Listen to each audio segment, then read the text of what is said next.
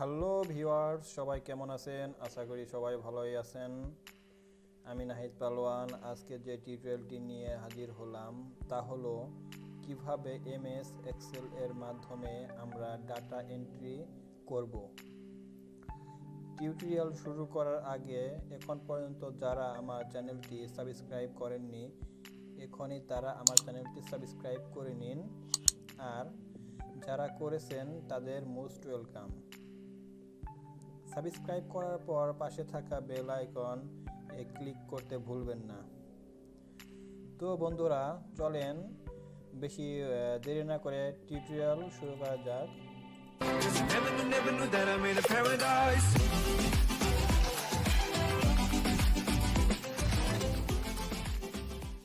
তো প্রথমে আমি আমার এক্সেল ফাইলটা ওপেন করে নিচ্ছি।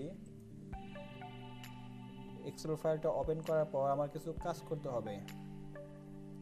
তো এখানে একটি ফর্ম, যারা এটা তো আমারটা 2007-এর ভার্সন, যে কারণে দেখেন ডাটার এই জায়গায় একটা ফর্ম আসবে।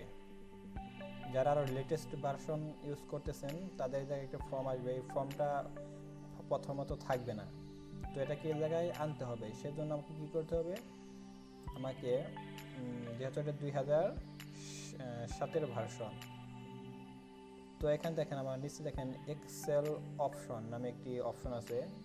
তো আপনাদের নতুন ভার্সনে একটু খুঁজে বের করবেন। তো আমি এক্সেল অপশনে যাই। অপশনে যাওয়ার পর আপনার দেখেন কাস্টমাইজে ক্লিক করবেন। তো কাস্টমাইজে ক্লিক করার পর দেখেন এই জায়গায় আমার সেভ, আন্ডো, রিডো, প্রিন্ট প্রিভিউ এই 4টা অপশন দিয়ে আছে। 4টা অপশন কোন জায়গায় আছে দেখেন, এই যে আমার উপরে আসছে 4টা অপশন, 1 2 3 4 4টা। তো এই জায়গায় আমি আরেকটা অপশন এই জায়গায় আমি অ্যাড করে দেব, এটা হলো গিয়া ফর্ম। তো এই জায়গায় দেখে আমি commands not in the ribbon এখানে ক্লিক করি। ক্লিক করার পর একটু স্ক্রল করে নিচে এসে ফর্মটা আমরা খুঁজে বের করব। সরি, বেশি যাওয়া গেছে। এই দেখেন ফর্ম, এই ফর্মটা আমরা সিলেক্ট করে দেব। সিলেক্ট করার পরে দেখেন অ্যাডে ক্লিক করে এটা অ্যাড করে দেব। তো এটা অ্যাড করা এখন শেষ। তো আমি এটা অ্যাড করা হয়ে গেলে আমি এটা ওকে করে দেব। তো দেখুন এই জায়গায় আমার ফর্মের একটি অপশন চলে এসেছে। তো যাদের লেটেস্ট ভার্সন তারা অবশ্য এই জায়গায় পাবে ফর্মটা। তো আমারটা লেটেস্ট ভার্সন না, যে কারণে আমারটা আপনার এই জায়গায় আসছে। তো এখন চলুন শুরু করা যাক। প্রথমে আমি দেখেন কিছু এখানে লিখব, যেমন ID number, first name, last name, তারপরে ভিলেজ, তারপরে পোস্ট অফিস। এটা আমি পুরোটা লিখে দিচ্ছি, আপনারা সংক্ষেপে লিখে নেবেন। পুলিশ স্টেশন, তারপর ডিস্ট্রিক্ট, তারপরে মোবাইল নাম্বার,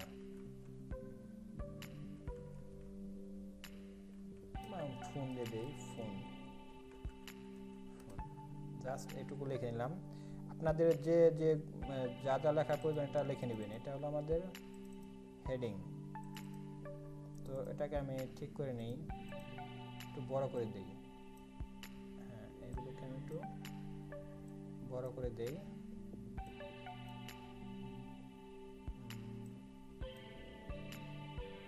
এগুলোকে একটু সরিয়ে বড় করে দেই। হ্যাঁ, এখানে আইডি নাম্বারটা একটু বড় করে দিই।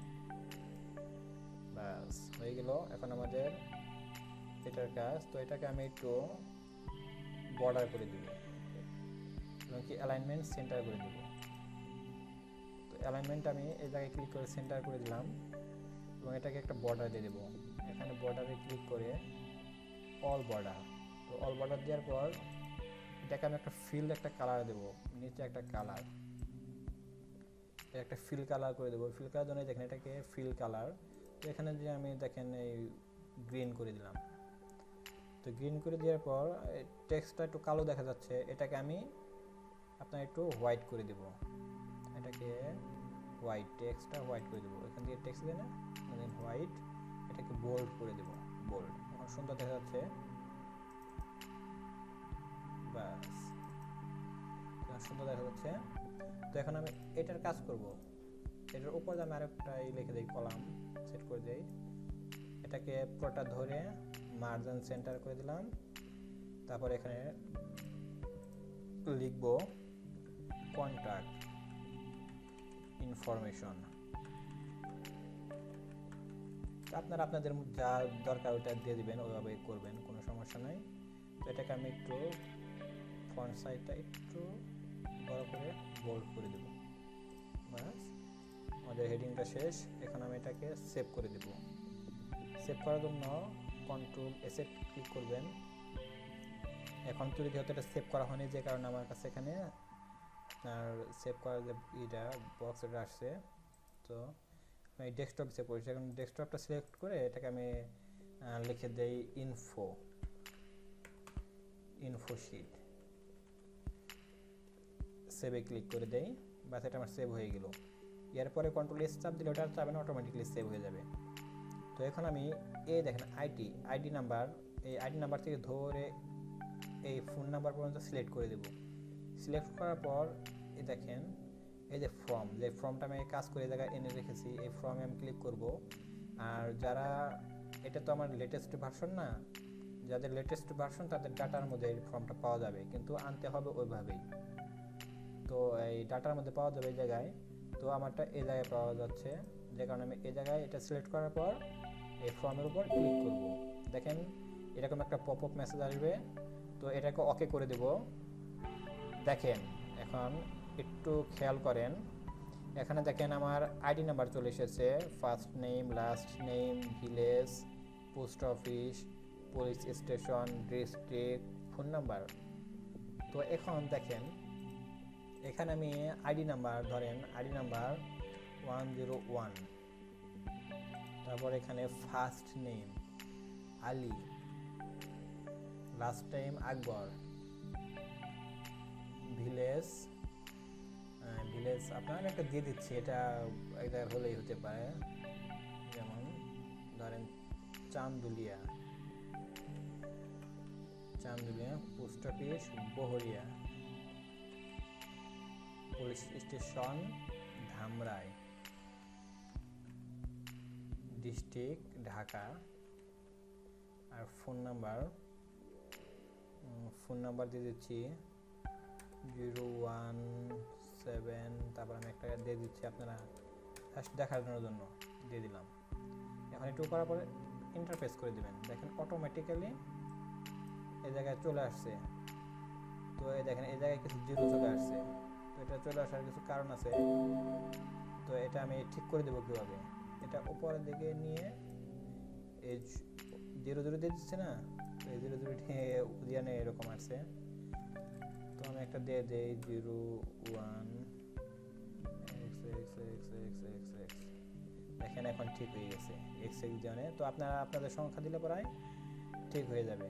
তো এটাকে আমি দেখেন, এটাকে আপনার এই করার জন্য যদি কোনো সংশোধন করতে চান, কারেকশন করতে চান, সেক্ষেত্রে এখানে ধরে উপরের দিকে টান দেবেন, দেখেন ওইটা চলে আসছে। এই জায়গায় আমি আবার মোবাইল নাম্বারটা দিয়ে দিই, একটা দিয়ে দিই 01783975760, তো দিয়ে দিলাম। দেখেন এখন কিন্তু ঠিকই দেখা যাচ্ছে, কিন্তু সামনের শূন্য নাই, তো সামনের এই শূন্যটা আসবে না, ঠিক আছে, এটা আপনার দেওয়ার প্রয়োজন নাই। তো এখন দেখেন একটা ইন্টারফেস কানেক্ট হয়ে গেল। এখন আমি 102, তো 102 দিলাম, ID number, name Nahid Pahalwan, last name Pahalwan, village Gorai, post office Madaripur, police station Dhamrai, district Dhaka, phone number 01783975760, enter press. দেখেন অটোমেটিক্যালি এগুলো ফ্লাগ হয়ে আসতেছে। আপনার যা শুধু এই জায়গায় যেমন আইডি নাম্বার আবার দেই 103, একটা ট্যাব ক্লিক করবেন, তো আপনার ফার্স্ট নেম চলে আসবে রুবেল আহমেদ, লাস্ট নেম ট্যাবে ক্লিক করার পর লাস্ট নেমে চলে যাবে, আবার ট্যাবে ক্লিক করলাম, দেখেন ভিলেজ,